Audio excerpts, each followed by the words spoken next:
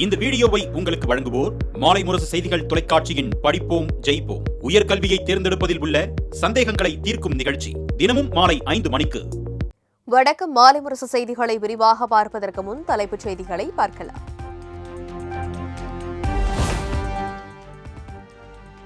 எங்களின் ஆட்சி குறை கூட ஒன்றும் இல்லாததால் அரைத்த மாவை அரைக்கிறார் எடப்பாடி பழனிசாமி என முதலமைச்சர் பதிலடி. இபிஎஸ்க்கு பதில் கூறி என்னுடைய தரத்தை தாழ்த்திக் கொள்ள விரும்பவில்லை எனவும் பேட்டி.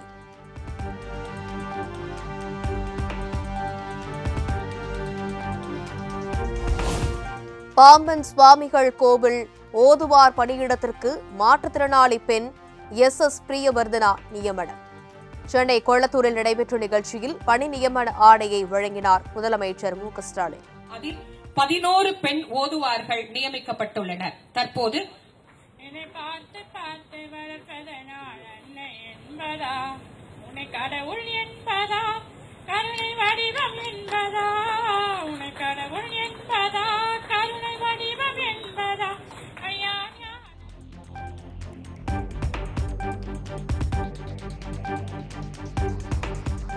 கனமழையால் இடுக்கி கட்டப்பனை நகரில் மண் சரிவால் 3 மாடி கட்டிடத்தின் சுற்றுப்புற சுவர் இடிந்து விழுந்து விபத்து.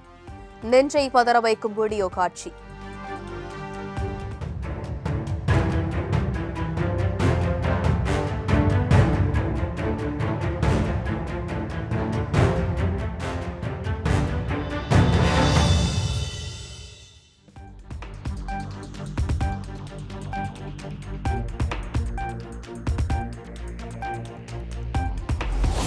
நீலகிரி மாவட்டத்தில் பலத்த காற்றுடன் கூடிய கனமழையால் இதுவரை 49 மரங்கள் முறிந்து விழுந்துள்ளதாக தகவல்.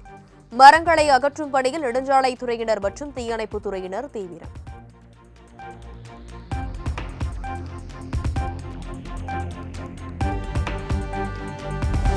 கோவை மாவட்டம் வால்பாறையில் பலத்த காற்றுடன் பெய்த கனமழையால் மின்கம்பிகள் சேதம். உடனடியாக சரி செய்யுமாறு பொதுமக்கள் கோரிக்கை.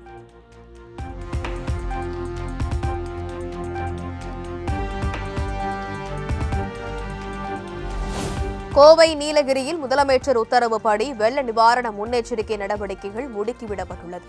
பவானி ஆற்றை பார்வையிட்ட பின் திமுக எம்பி ஆர் ராசா பேட்டி.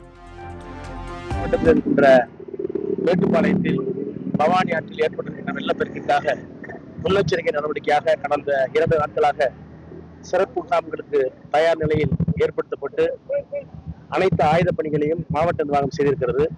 அதே போல நீலகிரி மாவட்டத்தில் இருக்கின்ற முகாம்களில் தங்க வைக்கப்பட்டிருக்கிற அனைவருக்கும் போதுமான வசதி செய்யப்பட்டிருக்கிறது.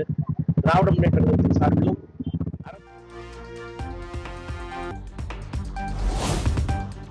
உடுமலை அமராவதி அணை நீர்பிடிப்பு பகுதியில் தொடர் கனமழை. அணையின் நீர்மட்டம் ஒரே நாளில் 6 அடி உயர்ந்ததால் விவசாயிகள் மகிழ்ச்சி.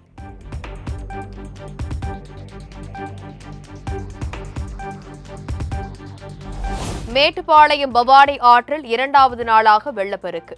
கரையோர மக்களுக்கு வெள்ள அபாய எச்சரிக்கை.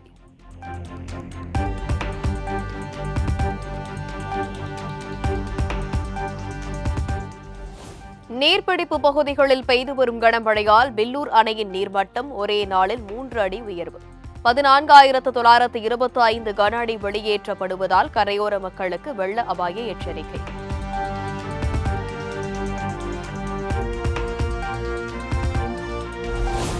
நீலகிரி மாவட்டத்தில் 3வது நாளாக தொடர்ந்து பெய்து வரும் கனமழை. கடந்த 24 மணி நேரத்தில் அவலாஞ்சியில் அதிகபட்சமாக 25.6 சென்டிமீட்டர் மழை பதிவாகியுள்ளதாக வானிலை மையம் தகவல்.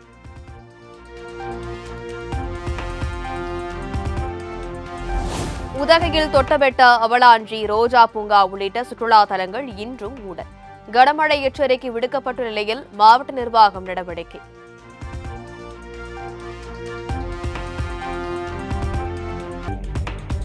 தொடர் மழையால் கொடைக்கானல் மேல்மலை மன்னவனூர் கிராமத்தில் 100கணக்கான மலைவாழ்கள் சேதம். சேதத்தை உரிய முறையில் ஆய்வு செய்து இழப்பீடு வழங்க விவசாயிகள் கோரிக்கை.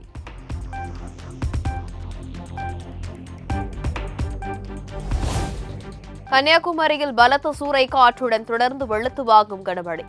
200க்கும் மேற்பட்ட மின் கம்பங்கள் சேதமடைந்ததால் மக்களின் இயல்பு வாழ்க்கை பாதிப்பு.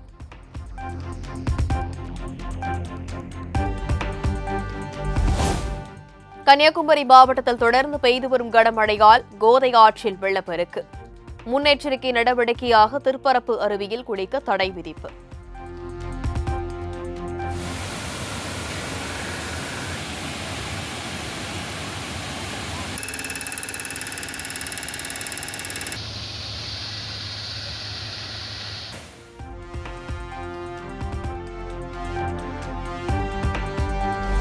தென்காசி மாவட்டத்தில் நேற்று ஒரே நாளில் 28 சென்டிமீட்டர் மழை பொழிவு.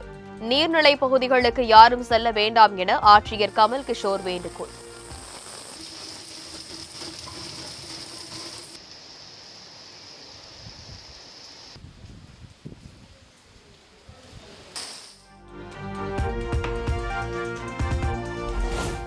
மேற்கு தொடர்ச்சி மலை பகுதியில் தொடர்ந்து பெய்து வரும் கனமழையால் குற்றால அருவிகளில் வெள்ளப்பெருக்கு.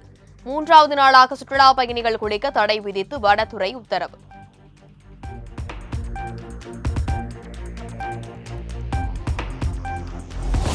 நெல்லை மனோன்மணியம் சுந்தரனார் பல்கலைக்கழகத்தில் இன்று நடைபெற இருந்த இண்டஸ்ட்ரியல் லா பாடத்தின் தேர்வு ஒத்திவைப்பு. வினாத்தாள் கசிந்ததாக கிடைத்த தகவலை அடுத்து பல்கலைக்கழக தேர்வு கட்டுப்பாட்டாளர் நடவடிக்கை.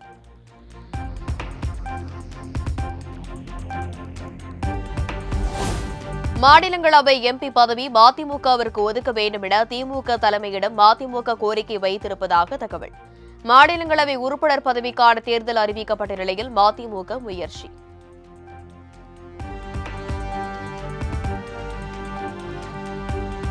பத்து மற்றும் 12ஆம் வகுப்பு பொதுத் தேர்வில் அதிக மதிப்பெண் பெற்ற மாணவர்களை சந்திக்கிறார் விஜய். மே 30ஆம் தேதி தமிழக வெற்றிக் கழகம் சார்பில் மாமல்லபுரத்தில் கல்வி விருது வழங்கும் விழா நடைபெற உள்ளதாக தகவல்.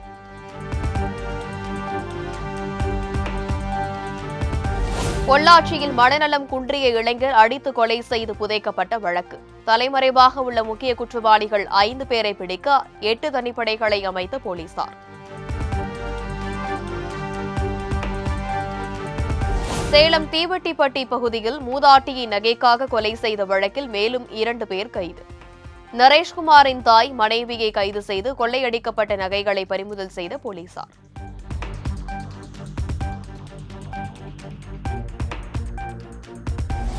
விழுப்புரம் மாவட்டம் திண்டிவனம் அருகே தேசிய நெடுஞ்சாலையில் வேகமாக சென்ற கார் மீது மற்றொரு கார் மோதி விபத்து. பதை பூட்டும் சிசிடிவி காட்சி.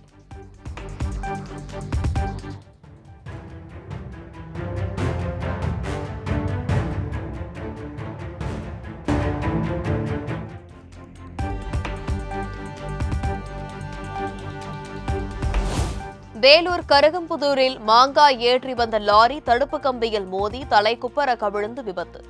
சாலையில் சிதறி கிடந்த மாங்காய்களை போட்டி எடுத்துச் சென்ற பொதுமக்கள்.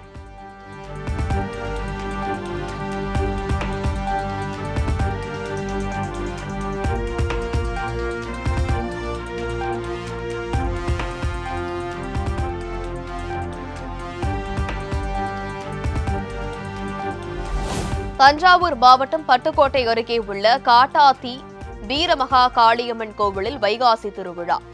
1000 மாடுகளை பலியிட்டு வழிபாடு.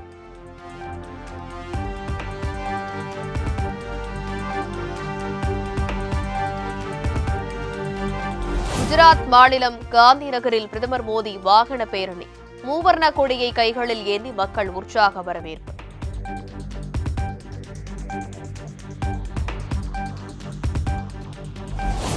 பஞ்சாப் மாநிலம் அமிர்தசரஸ் மஜிதா சாலையில் மர்ம பொருள் வெடித்ததால் பரபரப்பு. காவல்துறையினர் தீவிர விசாரணை.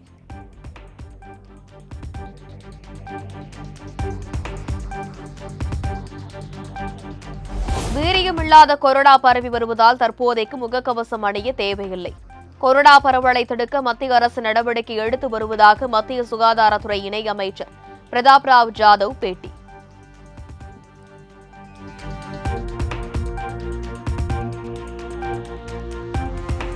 புதுச்சேரி ஆன்மீக மற்றும் அமைதியான பூமி. யோகா உலகளவில் இருப்பதில் பெரிய பங்கு பிரதமர் மோடிக்கு உண்டு. யோகா கலையை வளர்க்க புதுச்சேரி அரசு பல்வேறு நடவடிக்கைகளை எடுத்து வருவதாக முதலமைச்சர் ரங்கசாமி பேச்சு.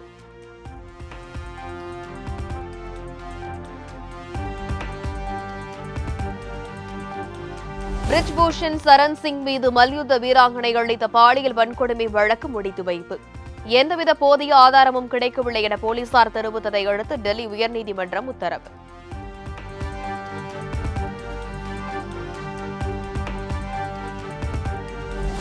ஹரியானாவில் சாலையோரம் நிறுத்தி வைக்கப்பட்டிருந்த காருக்குள் ஒரே குடும்பத்தைச் சேர்ந்த 7 பேர் விஷம் அருந்தி தற்கொலை.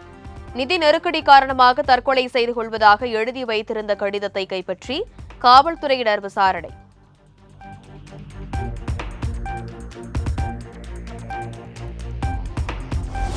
கர்நாடக மாநிலம் மாண்டியாவில் ஹெல்மெட் அணியவில்லை என இருசக்கர வாகனத்தை மறித்த போக்குவரத்து போலீசாரால் விபத்து. பைக்கில் பயணித்த 3 வயது குழந்தை பரிதாபமாக உயிரிழப்பு.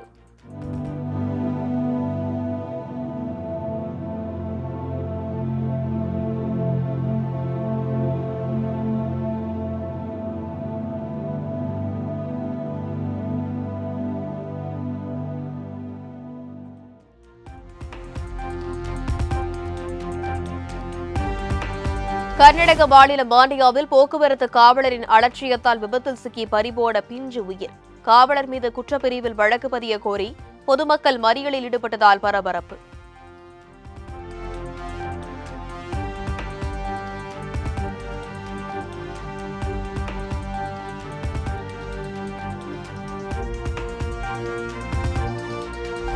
ஆந்திர மாநிலம் கிழக்கு கோதாவரி மாவட்டத்தில் லாரி மீது கார் மோதி கோர விபத்து. 4 பேர் சம்பவ இடத்திலேயே பலியான பரிதாபம்.